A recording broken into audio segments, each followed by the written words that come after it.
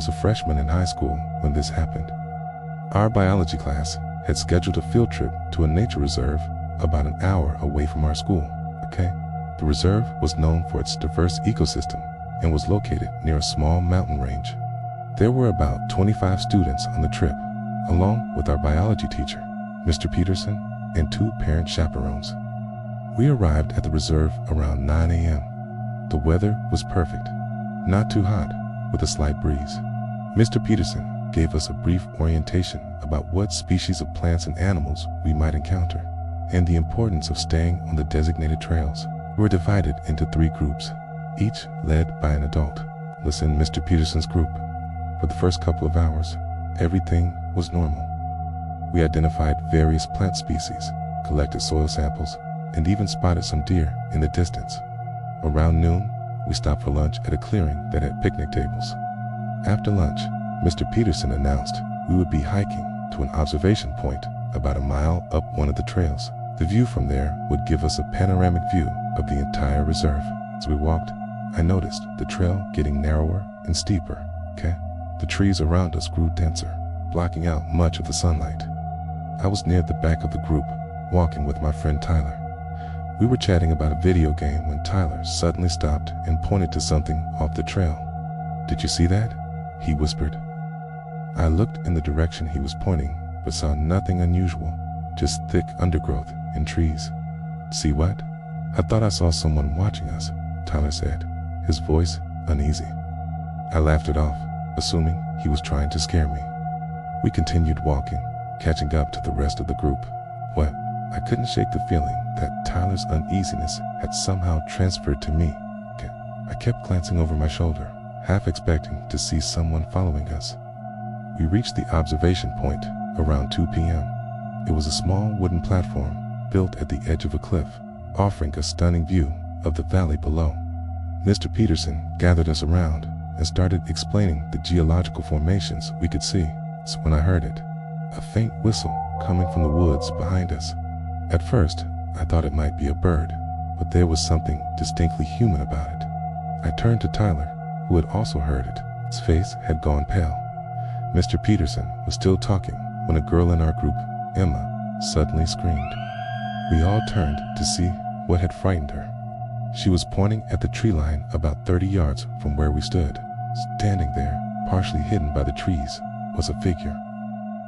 From that distance, I couldn't make out specific features, but it appeared to be a man.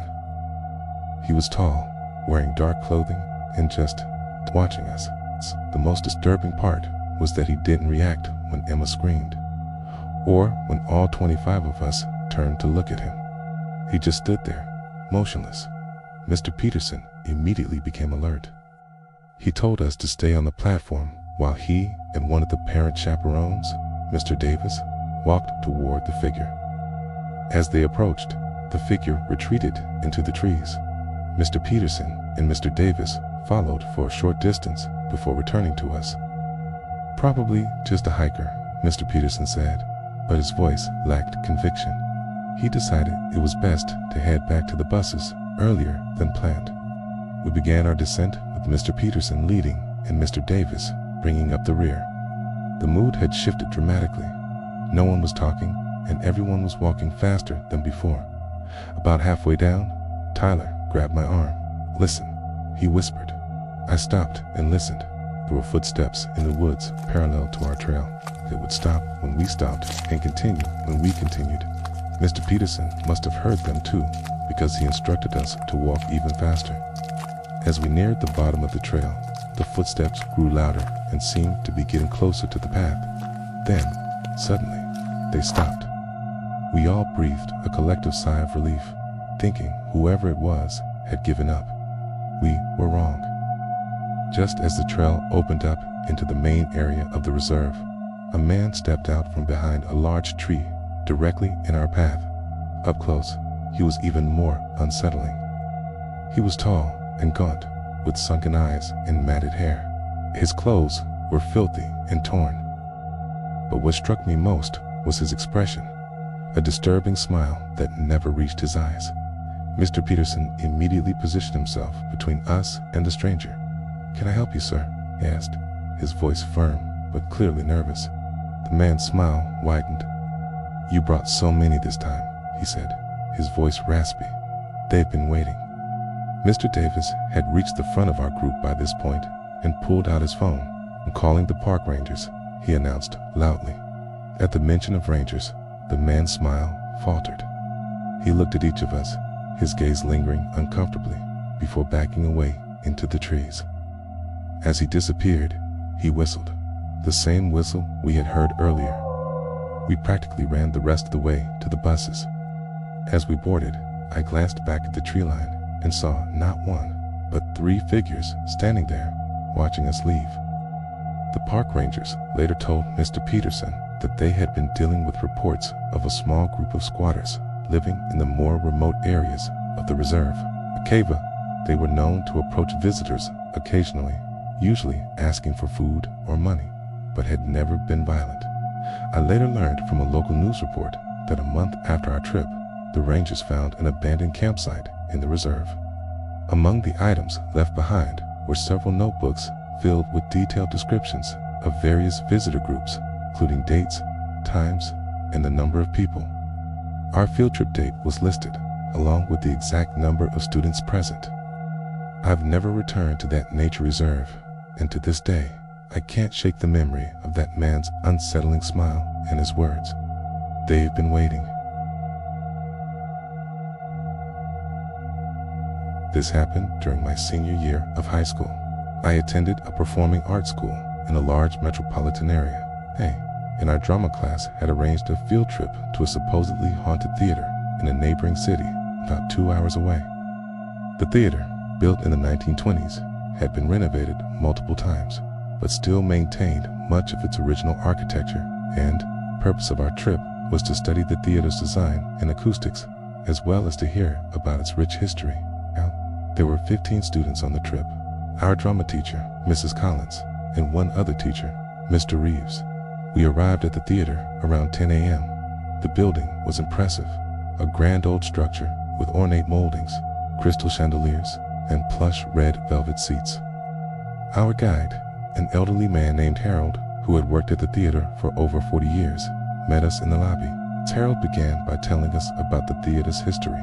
It had originally been built by a wealthy businessman for his wife, who was an aspiring actress.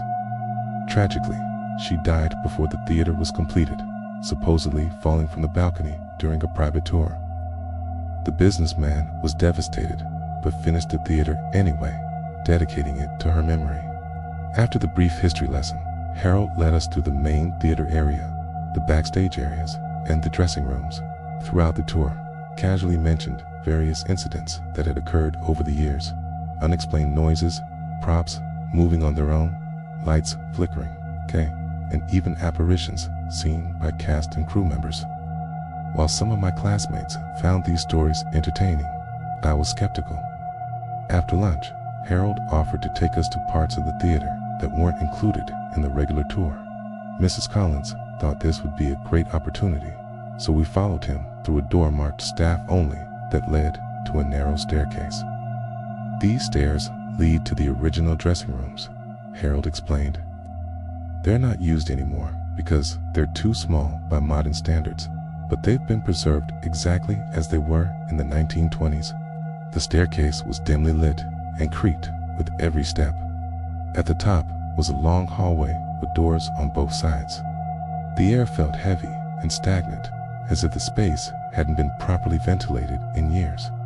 Harold opened the first door on the right. Inside was a small dressing room with an antique vanity, a chair, and a dusty mirror. Old makeup and perfume bottles were arranged neatly on the vanity.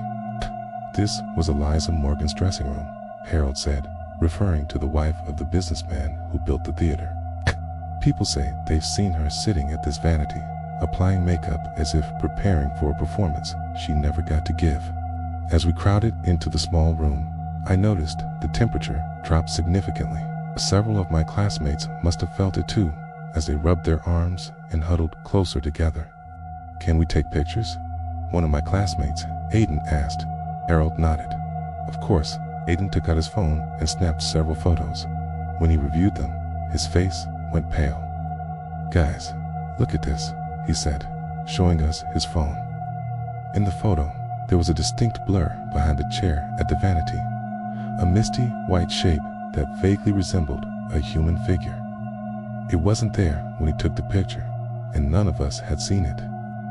Harold seemed unsurprised. "That happens quite often in this room," he said casually.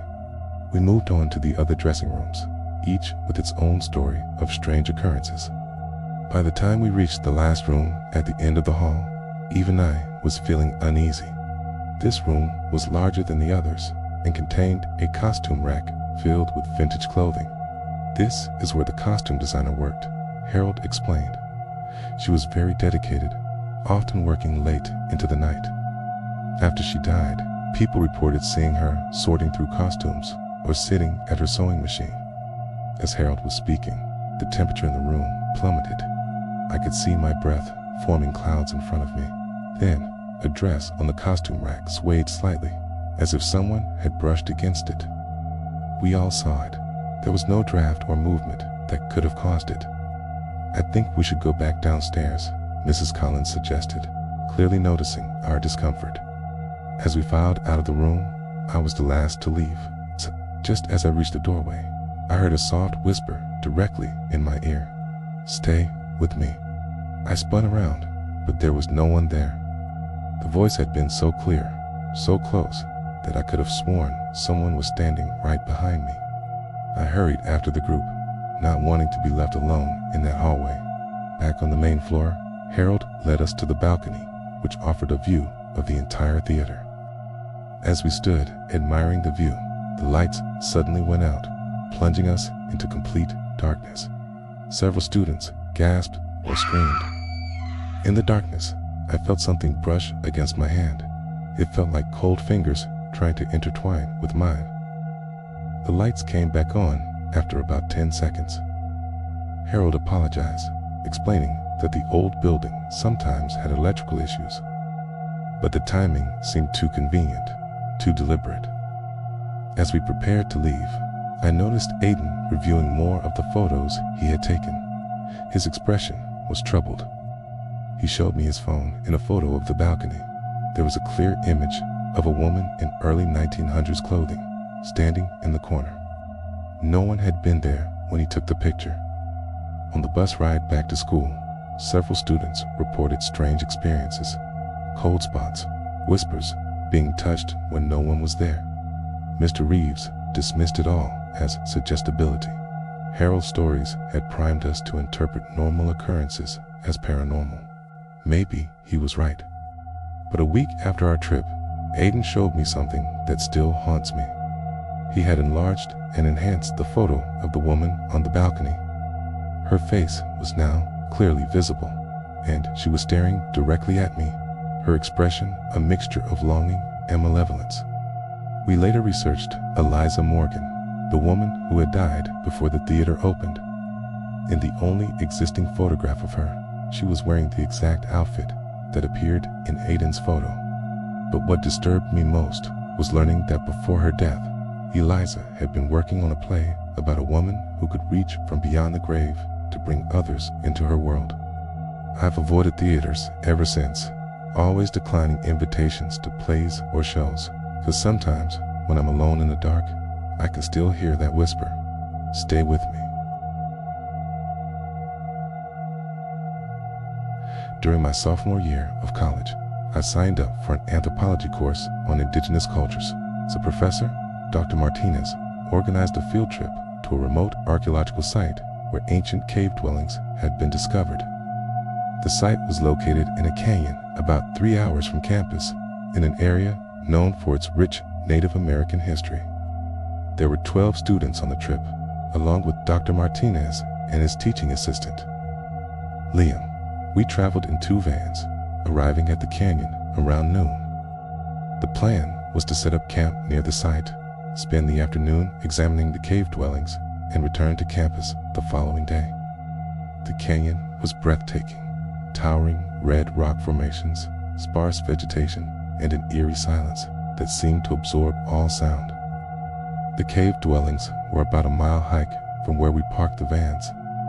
As we walked, Dr. Martinez explained that the dwellings had been abandoned suddenly around 900 years ago, with no clear explanation as to why. The archaeological team that had discovered them had found personal belongings, tools, and even food stores left behind, suggesting the inhabitants had left in a hurry. Local legends say the people fled because something awoke in the canyon, Dr. Martinez said. Of course, more likely explanations include drought, conflict with other tribes, or disease. We reached the cave dwellings by early afternoon. Hey, they were cut into the canyon wall about 50 feet above the ground, accessible via a modern metal staircase that had been installed for researchers and tourists. Terries. The dwellings consisted of several interconnected chambers, some with faded pictographs on the walls. Dr. Martinez divided us into pairs and assigned each pair a specific area to document. My partner was a quiet girl named Maya, who had a keen interest in ancient languages. We were assigned to the innermost chamber, which contained the most extensive pictographs. The chamber was small, maybe 15 feet by 12 feet, with the ceiling so low we had to stoop. The air was cool and dry, with a faint mineral smell. The pictographs covered almost every inch of the walls. Stylized human figures, animals, celestial objects, and other symbols I couldn't identify. Maya was fascinated by one particular section that seemed to tell a story. The images showed human figures fleeing from what appeared to be a large, amorphous shape emerging from a crack in the ground. The fleeing figures were painted in red ochre, while the amorphous shape was rendered in black. This could represent their reason for leaving, Maya suggested. Whatever it was, they were terrified of it. She spoke. I felt a strange vibration under my feet, as if something heavy had moved nearby. Maya felt it too, her eyes widening in alarm. Probably just someone moving around in one of the other chambers, I said, trying to reassure both her and myself. We continued documenting the pictographs, taking photos and notes. The light from the entrance dimmed as the afternoon progressed, forcing us to use our flashlights. As I shone my light across one section of the wall, I noticed something odd, a narrow fissure that seemed to extend deep into the rock. Curious, I directed my flashlight into the crack. The beam illuminated a small space beyond, perhaps another chamber that hadn't been documented. I called Maya over to look. "Should we tell Dr. Martinez?" she asked. Before I could respond, we heard a low, rumbling sound coming from the fissure. It wasn't mechanical or geological. It sounded almost like breathing, deep and rhythmic. We both stepped back involuntarily. Just then, Liam appeared at the entrance to our chamber. "Everything okay in here?" asked. We told him about the fissure and the strange sound. He came over to investigate, shining his more powerful flashlight into the crack.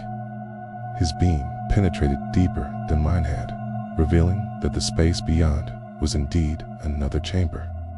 "Interesting," Liam mused. "This isn't on any of the site maps. Let me get Dr. Martinez." He left, and Maya and I waited in uncomfortable silence, both of us straining to hear if the breathing sound would return. It didn't, but I couldn't shake the feeling that something on the other side of that fissure was aware of our presence. Dr. Martinez arrived shortly after, his excitement palpable. "This could be a significant discovery," he said, examining the fissure. "The opening is too small for an adult to pass through, but we can use the camera equipment to see what's in there." He sent Liam to fetch a flexible borescope camera from the equipment they had brought. While waiting, we continued to document the pictographs near the fissure. That's when I noticed something unsettling. The black, amorphous shape in the pictographs seemed to be positioned exactly where the fissure was located. Key, it was as if the ancient artists had been depicting something emerging from that specific spot. When Liam returned with the camera, Dr. Martinez carefully fed it through the fissure. We gathered around his tablet, which displayed the camera feed. The chamber beyond was small, but contained something unexpected. A stone altar of some kind, with what appeared to be dried organic material piled on top. "Those look like offerings," Dr. Martinez said, his voice hushed with reverence. This might have been a sacred space, so he manipulated the camera to get a better view. The tablet screen suddenly went black. At the same moment, we all heard it. The breathing sound again, but louder this time, and accompanied by what sounded like whispered words in a language none of us recognized. The temperature in the chamber dropped dramatically, and our flashlights began to flicker. The air seemed to grow thick, making it difficult to breathe. Then, inexplicably, a dark substance started seeping from the fissure. Not liquid, not gas, but something in between, moving with purpose. Everyone out, now, Dr. Martinez ordered, his academic composure shattered. We didn't need to be told twice. We rushed out of the chamber, through the interconnected caves, and down the metal staircase. The other student pairs, sensing our panic, followed suit. Only when we were all on the ground did we stop to catch our breath. Dr. Martinez tried to downplay what had happened, suggesting it might have been a natural gas pocket or some other geological phenomenon. But none of us believed that explanation. Whatever had been in that inner chamber, it had responded to our presence, to our intrusion. As we hurriedly packed up our equipment, I noticed Maya staring intently at her camera. She showed me the screen. She had managed to take a photo just as the dark substance began seeping from the fissure. In the image, the substance had a distinct form, uncannily similar to the amorphous shape depicted in the ancient pictographs.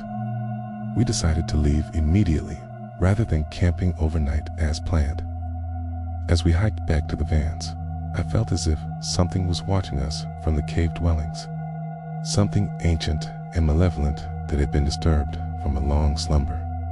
2 weeks later, Maya showed me a news article. Canyon had been closed to visitors indefinitely due to structural instability in the cave dwellings. The official report mentioned a partial collapse of the inner chamber, the same chamber where we had discovered the fissure. I sometimes wonder if what we encountered was the same entity that had driven away the original inhabitants centuries ago.